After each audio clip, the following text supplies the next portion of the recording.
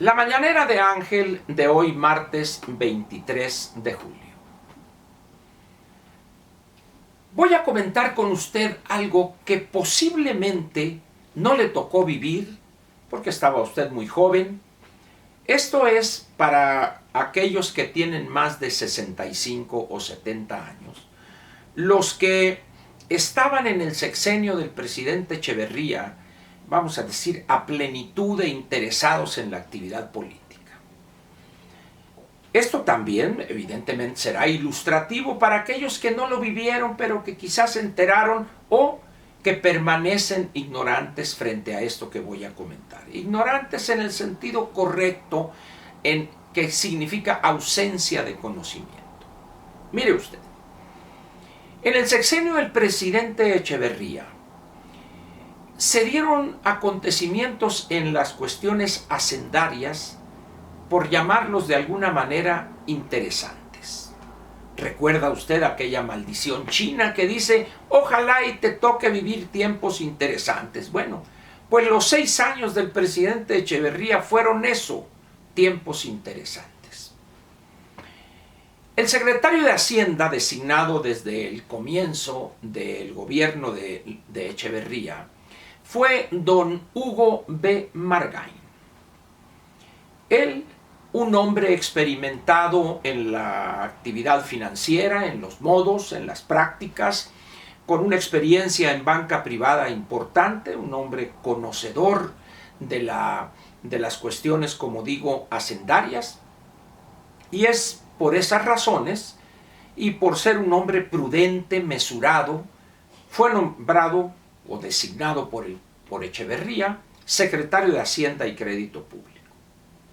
Pronto las diferencias afloraron porque el licenciado Margain intentaba llevar las finanzas públicas de acuerdo a la visión que había dejado muy claramente establecida don Antonio Ortiz Mena.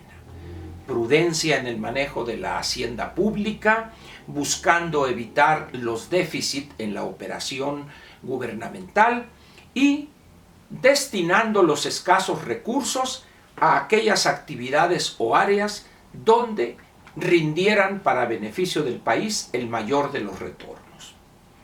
Pero Echeverría tenía otra idea completamente diferente del uso de los recursos públicos. Su visión no era técnica, no era la visión prudente y mesurada que un manejo sensato y profesional de las finanzas públicas aconsejaba. Él, un hombre con una gran prisa para hacer muchas cosas, al igual que quien hoy gobierna o desgobierna más bien, y en ese afán de hacer todo en 6 años, el presidente Echeverría destituye, basándose en una razón que en aquel entonces movía a risa, pero era aceptada esa razón. Se cayó del caballo don Hugo B. Margain, él que le gustaba la equitación, se cayó del caballo, pues. Y al caerse del caballo, pues ya no podía físicamente cumplir con sus tareas, y en ese momento, salte bonito, le dicen. Toma, chango, tu banana. Y se va. Pero en ese momento se da una declaración del presidente Echeverría donde aclaró que el caballo del cual se había caído no era otro que la voluntad del presidente. Y dijo él, las finanzas públicas se manejan desde los pinos. Muy bien. A partir de ese momento, la locura presupuestal hizo presa de México. Déficits públicos cada vez más crecientes, imprimir billetes sin sustento alguno, lo que se decía coloquialmente como echar a andar la maquinita. Recordemos que en esos años Banco de México no era una entidad autónoma, eso se da en el sexenio de Carlos Salinas, y en aquellos años simplemente ordenaba al director de Banco de México, el presidente de la República, échele a andar, y sí, cómo no, deme más billetitos, y ahí estaba gaste y gaste el presidente Echeverría. Hasta hacer crisis la operación del gobierno en el último año. ¿Esto qué tiene que ver con lo actual? En primer lugar, hay una gran diferencia, Banco de México es una entidad autónoma y hoy, hay que decirlo, pocas veces se dice, no obstante, el desempeño que ha tenido el actual gobernador, el doctor Alejandro Díaz de León. Un hombre poco dado al reflector, a la estridencia, pero con una firmeza en mantener los principios de lo que debe ser una política monetaria inteligente y además responsable. Banco de México, al ser una entidad autónoma y tener al frente a un economista experimentado como es el doctor Alejandro Díaz de León, es una garantía. Entraron recientemente dos vicegobernadores, el doctor Jonathan Heath, un hombre que ha aportado a la Junta de Gobierno una visión claramente desde el mundo empresarial. El doctor Jonathan Heath es una persona experimentadísima.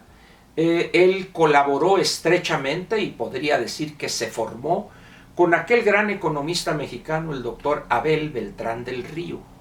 Y llega él con ese bagaje de decenios de trabajar en los bancos privados, de trabajar en el INEGI como un consultor externo y también como consultor para empresas privadas. Llega él pues con ese bagaje y que será de gran utilidad en su encargo en la Junta de Gobierno.